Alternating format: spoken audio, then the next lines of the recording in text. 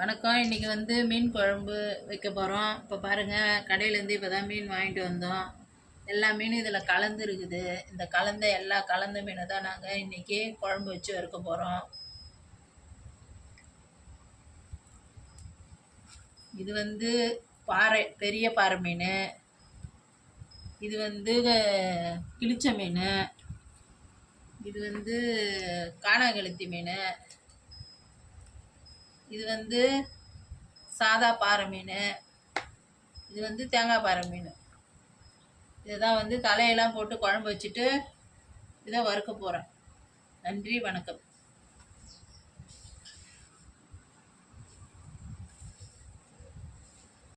வணக்கம். இப்போ வந்து இது நான் பிகினர்ஸ்க்காக இந்த வீடியோ போடுறேன்.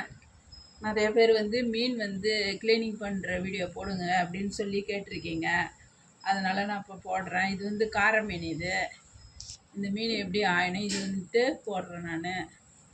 நம்ம வந்து மீன் ஆயிறத கற்றுக்கணும்னா நல்லது. நம்மளே ஆஞ்சி நம்மளே குழம்பு வச்சுக்கலாம்.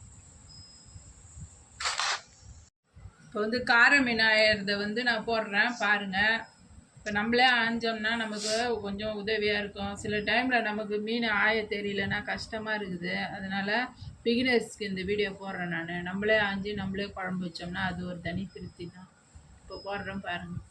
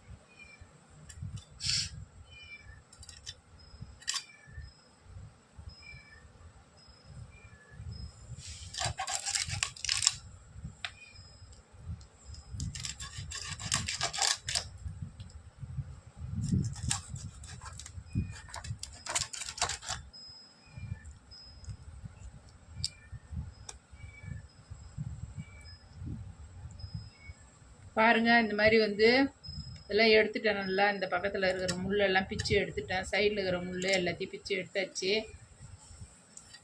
இன்னும் 2 பெறால் இருக்கிறதுக்காக இப்படி சுரண்டி விட்டுட்டோம்னா பெறால் இருந்தால் போயிடும்.